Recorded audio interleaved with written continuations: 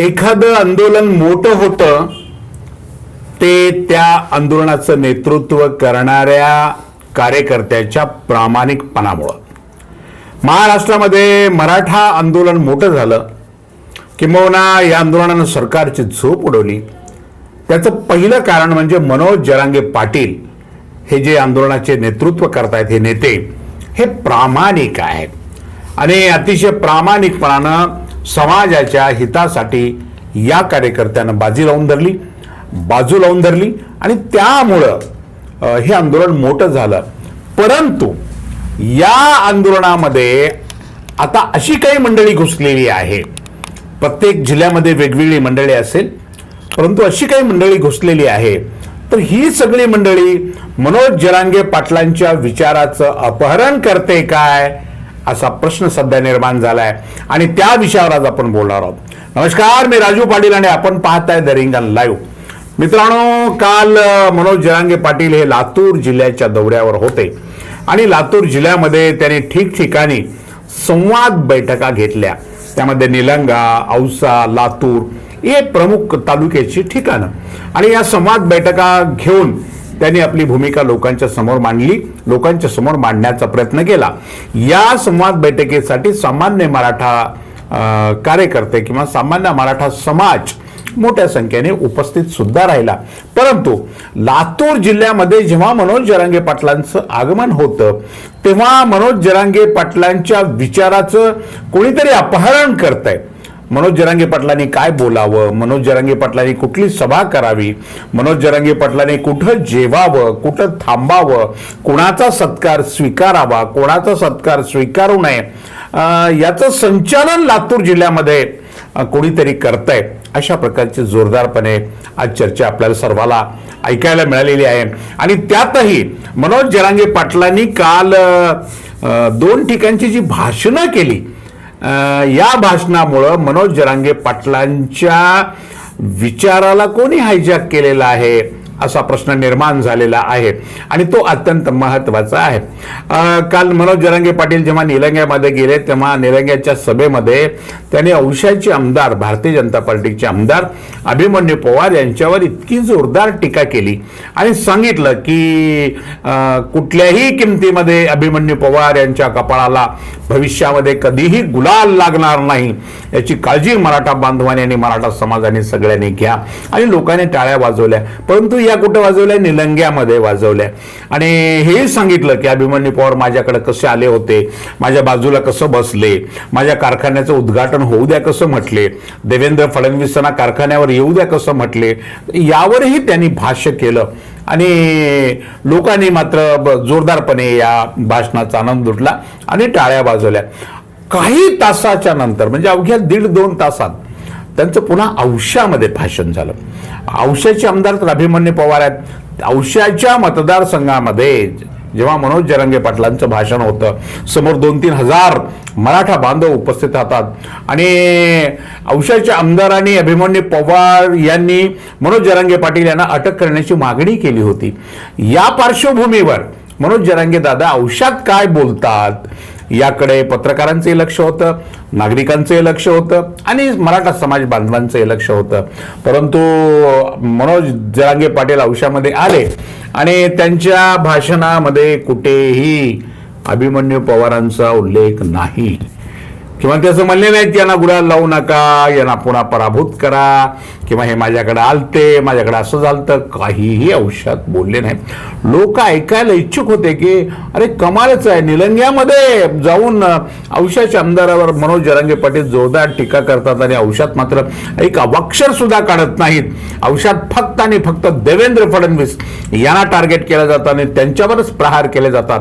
अहो, एकनाथ शिंदे यांच्यावर सुद्धा औषध एका शब्दाची टीका होत नाही किंवा अजित पवारांच्यावर होत नाही, परंतु फक्त देवेंद्र फडणवीसांच्यावर होते. औशाच्या आमदारावर होत नाही, देवेंद्र फडणवीसांवर होते, एकनाथ शिंदेवर होत नाही, अजित पवारावर होत नाही. असं एक संशयाचं वातावरण औशामध्ये निर्माण झालं आणि कार्यकर्त्यामध्ये एक चलबिचल सुरू झाली की काय चाललंय नेमकं, काय दादा आज काय बोलतायत, असं का बोलतायत. दादा मधला तो जोश किंवा दादा मधला ती प्रामाणिकपणा थोडीशी अडखळते का अडखळते असा प्रश्न त्यांना पडला. आणि या प्रकाराचा शोध घेण्याचा आम्ही जेव्हा प्रयत्न केला मित्रांनो, तेव्हा आमच्या एक गोष्ट लक्षात आली की मनोज जरांगे पाटलांचं संचालन लातूर जिल्ह्यामध्ये छावा संघटना करते. छावा संघटनेचे जे अध्यक्ष आहेत नानासाहेब जवळे पाटील आणि छावा संघटनेच्या विद्यार्थी आघाडीचे जे प्रदेशाध्यक्ष आहेत शेतकरी नेते विजयकुमार घाडगे पाटील, तर ही दोन मंडळी लातूर जिल्ह्यामध्ये जरांगे पाटलांच्या या कार्यक्रमाचं संचालन करत आहेत किंवा त्यांनी काय करावं, काय बोलावं, काय बोलू नये याविषयी ते त्यांना मार्गदर्शन करत आहेत. अशा प्रकारची चर्चा ऐकायला मिळाली. आणि निलंग्यामध्ये जेव्हा अभिमन्यू पवारावर जोरदारपणे हल्ला चढवला मनोज जरांगे पाटलांनी आणि त्यानंतर जेव्हा ते औष्याकडे येण्यासाठी निघाले तेव्हा गाडीत त्यांना सांगण्यात आलं की औषध आपण जातोय आणि आपण जसं निलंग्यामध्ये अभिमन्यू पवार यांच्यावर तुटून पडलात किंवा जशी टीका आपण केली ती आपण औषध करू नका. आणि जरांगे पाटलांनी तरी विचारलं का करू नका, काय सांगताय मला. तेव्हा त्यांना हे सांगण्यात आलं की आपल्या समाजाचे 100-150 तरुण हे गुत्तेदारी करत आहेत आणि मोठ्या प्रमाणामध्ये या तरुणाची बिलं ही सध्या अडकून आहेत शासनाकडे विविध स्तरावर. आणि आपण जर औषधामध्ये जाऊन अशा पद्धतीची टीका केली तर ही सगळे जे गुत्तेदारी करणारे तरुण आहेत या तरुणांचा व्यवसाय अडचणीत येईल किंवा त्यांची बिलं निघणार नाहीत वगैरे असं त्यांना सांगण्यात आलं. अशी चर्चा ऐकायला मिळाली. विजयकुमार घाडगे पाटलांनी ही गोष्ट सांगितली असं कोणी म्हणालं नाही किंवा नानासाहेब जवळे पाटलांनी ही गोष्ट सांगितली असंही कोणी म्हणालं नाही. परंतु सगळ्यांचा जो रोष आहे तो रोष मात्र या दोघांच्या दिशेनं आहे. कारण ही या दोन मंडळींनीच लातूर जिल्ह्यामध्ये जे जे काही कार्यक्रम मनोज जरांगे पाटलांचे होतात त्या कार्यक्रमाचं संचालन ही सगळी मंडळी करते. आता हा भाग नाही मिळाला की मराठा समाजाचे लोक 1000, 500, 200, 400 रुपये पैसे जमा करतात, दिवस दिवस मेहनत करतात, उन्हातानात उभे राहतात, गाद्या सतरंज्या उचलतात, खुर्च्या उचलतात, खूप कष्ट करतात मराठा समाजाचे लोक. परंतु या मराठा समाजाच्या पदाधिकाऱ्यांना किंवा कार्यकर्त्याला फारसं महत्त्व या संपूर्ण लातूर जिल्ह्याच्या या कुठल्याही कार्यक्रमामध्ये खास करून मराठा आंदोलनामध्ये नाही. विजयकुमार घाडगे पाटलांच्या शब्दाला मात्र खूप वजन आहे किंवा राणासाहेब जवळे पाटलांच्या शब्दाला मात्र खूप वजन आहे. औसा तालुक्याचे जे मराठा समाजाचे अध्यक्ष आहेत प्रदीप मोरे किंवा त्यांचा जो बाकीचा जो त्यांची संघटना आहे पूर्णपणे या संघटनेचे कार्यकर्ते रात्रंदिवस मेहनत करतात, कष्ट करतात, समाजासाठी झटतात, बैठका लावतात. परंतु मोक्याच्या ठिकाणी मात्र ही सगळी मंडळी व्यासपीठावरून खाली असते आणि व्यासपीठावर वेगळेच लोक असतात. तसाच प्रकार कालच्या सभेमध्ये सुद्धा घडलेला आहे. आणि मनोज दादांनी औष्यात येऊन औसा मतदारसंघामध्ये येऊन अभिमन्यू पवार यांच्या नावाची चर्चा करू नये किंवा तसा उल्लेख करू नये आणि बोलता बोलता आपल्या एका वाक्यामध्ये असं बोलून जावं की मी आज त्यांच्यावर बोलण्यासाठी आलो नाही, पुन्हा काहीतरी बोलू, पुन्हा बोलेन किंवा कार्यकर्त्यांची बिलं अडकली आहेत किंवा आमच्या लोकांची बिलं अडकली आहेत. ऐका तर हे अशा पद्धतीनं मग बिलासाठी किंवा कार्यकर्त्याच्या आर्थिक फायद्यासाठी आपण हे आंदोलन चालवतो का?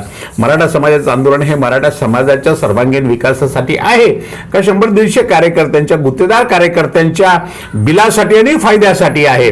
आणि आपण निलंग्यामध्ये एक भूमिका घेता आणि आपण औषामध्ये एक भूमिका घेता, आपण लातूरमध्ये एक भूमिका घेता, दर 20 किलोमीटरला मनोज जरांगे पाटलांची भूमिका जर अशा पद्धतीनं बदलायला लावणारी काही मंडळी असेल तर या आंदोलनाची जी उंची आहे ही उंची कमी होणार नाही का? किंवा ज्या पद्धतीची औषधामध्ये तालुक्यामध्ये संपूर्ण तालुक्यामध्ये चर्चा आहे, केवळ औषधातच नाही संपूर्ण तालुक्यामध्ये चर्चा आहे की मनोज दादांचं अपहरण झालंय किंवा त्यांच्या विचारांचं अपहरण झालंय आणि त्यांच्या विचारांचं अपहरण नेमकं कोण करतंय या पद्धतीची आता गल्ली गल्लीमध्ये चर्चा सुरू झाली आणि 2 नावं सातत्याने पुढे येतात. माझा दावा नाही आहे की त्या दोघांनीच हे सगळं केलं असेल. मी जिथपर्यंत विजयकुमार घाडगे पाटील आणि नानासाहेब जवळे पाटील यांना ओळखतो की चांगली कार्य कार्यकर्ते आहेत, शेतकऱ्यांसाठी अनेक आंदोलनं विजयकुमार घाडगे पाटलांनी उभी केली आहेत. त्यामुळे ते एक शेतकरी नेता म्हणून मी त्यांच्याकडे सातत्याने पाहतो. परंतु मनोज जरांगे पाटलांच्या बाबतीमध्ये काल जो औशामध्ये प्रकार घडला आणि त्यांच्या विजयकुमार घाडगे पाटलांच्या, नानासाहेब जावळे पाटलांच्या नावाची जी चर्चा झाली, ही चर्चा मात्र मोठा संशय उत्पन्न करणारी आहे. असं बोललं जातं की एकीकडे अभिमन्यू पवार, दुसरीकडे संभाजी पाटील आणि तिसरीकडे अमित देशमुख या 3 मराठा आमदारांच्या खास संपर्कामध्ये विजयकुमार घाडगे पाटील किंवा छावा संघटना पूर्णपणे आहे. आणि त्यामुळं लातूर जिल्ह्यामध्ये मनोज जरांगे पाटलांची काय भूमिका असावी ते आता छावा ठरवेल. अशा प्रकारचा चर्चा किंवा अशा प्रकारचा सूर सध्या ऐकायला मिळतो आहे. हा भाग करताना मी स्वतः विजयकुमार घाडगे पाटील यांना या संदर्भात फोन करून अशा पद्धतीची चर्चा आहे असं जेव्हाच त्यांच्या कानावर ही गोष्ट घातली तेव्हा त्यांनी मला असं नाही आहे, या गोष्टीकडे आपण सकारात्मक दृष्टिकोनातून बघा वगैरे सल्ला त्यांनी मला दिला.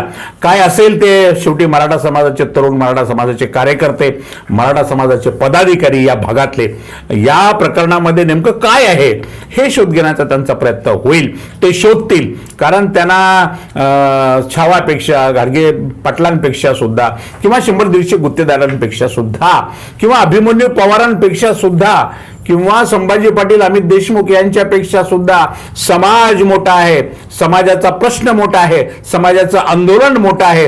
हे आंदोलन टिकलं पाहिजे, या आंदोलनाला यश यायला पाहिजे. आणि या यशामध्ये जर अशी काही अडचणी निर्माण होत असतील तर त्या कशा दुरुस्त करायच्या त्याचा निर्णय या भागातला किंवा लातूर जिल्ह्यातला मराठा समाज जरूर करेल. परंतु एक संशय मात्र या पूर्ण मनोज जरांगे पाटील आणि त्यांच्या आंदोलनाच्या बाजूने आज उभा टाकलेला आहे. आज इतकंच. अशाच महत्वाच्या प्रश्नांवर रोखठोक भाष्य ऐकण्यासाठी पाहत रहा रिंगण लाईव्ह, आवाज महाराष्ट्राचा.